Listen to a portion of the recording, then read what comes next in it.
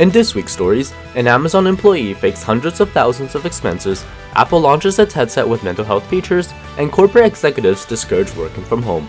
Welcome to Carbon Valley, I'm your host Roger. Amazon runs an induction event every other month for new executives called Escape Velocity. There are speakers, as well as training, happy hours, and food. It's usually costly to organize, as one event organizer's expenses for catering and drinks total over $350,000 in a period of just over a year. The expenses were filed with Seattle catering company Gourmando, Uber Eats vouchers, and happy hours at a local restaurant. However, during this time, Escape Velocity had gone virtual. These companies told the FBI they had no record of these expenses. What really happened was that the expenses went to a $55,000 Land Rover and 3 Chanel bags worth $18,000. When confronted, the employee denied wrongdoing, but admitted to the fraud when presented with the evidence. They were fired from the company.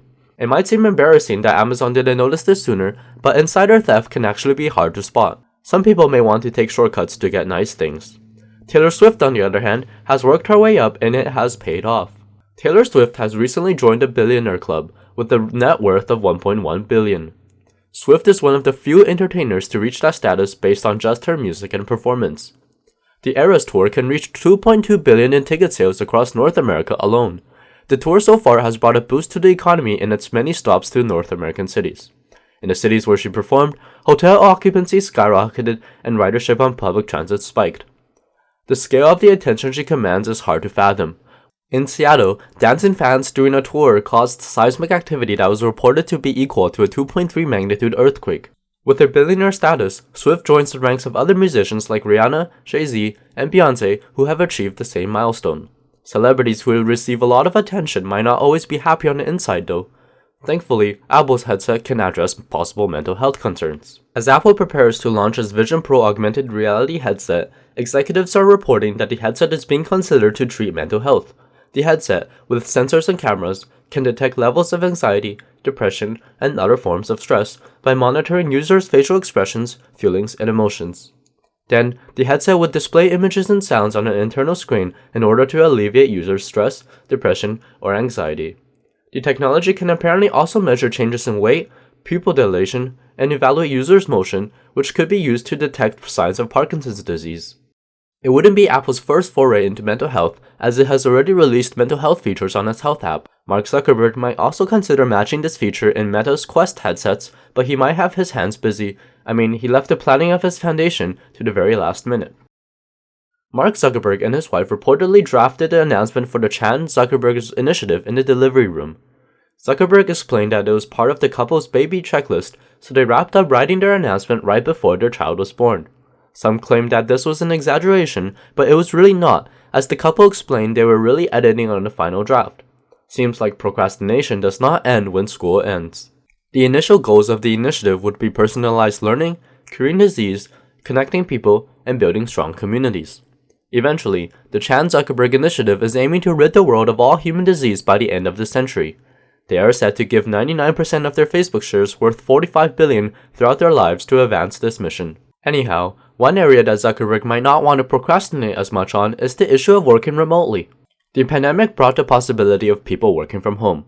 However, as health-related requirements have dropped, companies are becoming less and less enthusiastic about allowing their employees to work from home, with some companies mandating employees to come back to the office for certain days.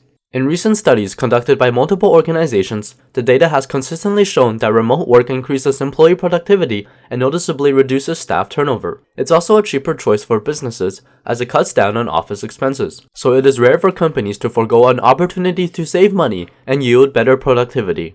But the reasoning behind it is not what you might think. For one, managing hybrid employees is not an easy task. Effort is needed to schedule and keep track of everyone, as a lot of companies still have a strong emphasis on company culture. With half of the workforce away from home half of the time, it is difficult to build a sense of company culture.